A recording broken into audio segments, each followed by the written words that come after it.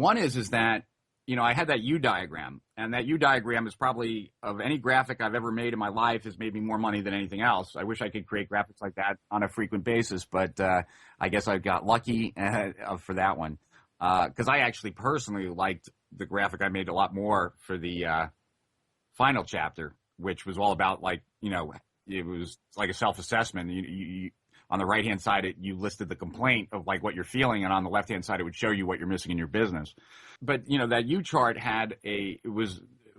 my goal in creating it was to show people the lunacy of the approach that they were taking, and also to create a little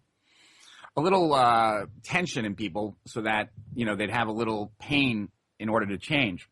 I think that the solution to the problem that the U diagram surfaces is twofold. One is that you have to build a team, and I think we're going to talk a little bit more about that based on what we were talking about earlier, Dave. But the other thing, which I think was missed, and that's why I bring it up, is that you really need a strategy, because you can't do everything online. And I think too many people try to do too much. And it goes back to kind of what I was saying earlier about those 4 circles and your strength. That, for the first couple years of Strategic Profits, we did $7.5 million our first year, and every other year since then we've grown. But for the first, let's say, 3 years, 2.5, 3 years, we didn't do any pay-per-click. We didn't really do any SEO. We didn't really do any of the other things. All we did was reports.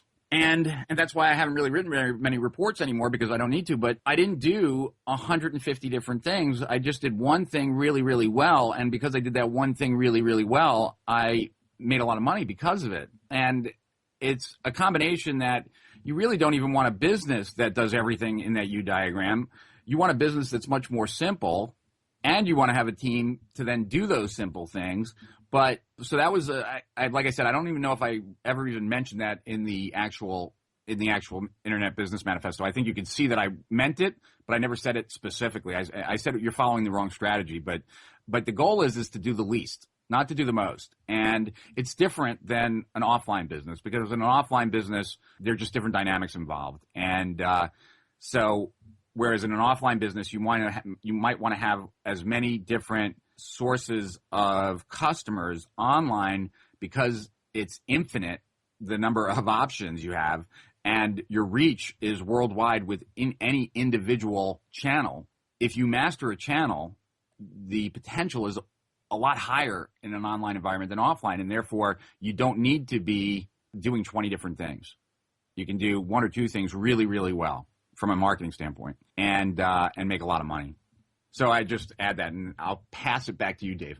I suppose just to recap, because you covered so many things there. You talked about firstly making sure that you get your own personal purpose right, and then find out what your strengths are, so you're working in that right sweet spot. Make sure that you construct the right profit model to build that out, and then also have the vision for where you're going to be. And I think the vision is going to help shape constructing that profit model. Maybe if we dive down a little bit deeper into talking about that profit model, because I know that's where a hell of a lot of people go wrong, especially when they're getting started with internet marketing or anything online, because every new little offer and opportunity that pops up, it's, the serial entrepreneur, it constantly feels like, the last thing I need is a good idea. I need to be able to focus, and building that profit model. I think you're the second person that I have only heard talk about the idea that it's almost like you build that profit model up front, and you calculate and work out what your back end is going to be. Maybe you have that free report at the front, and then it funnels down to different products, and then you got some sort of bigger back end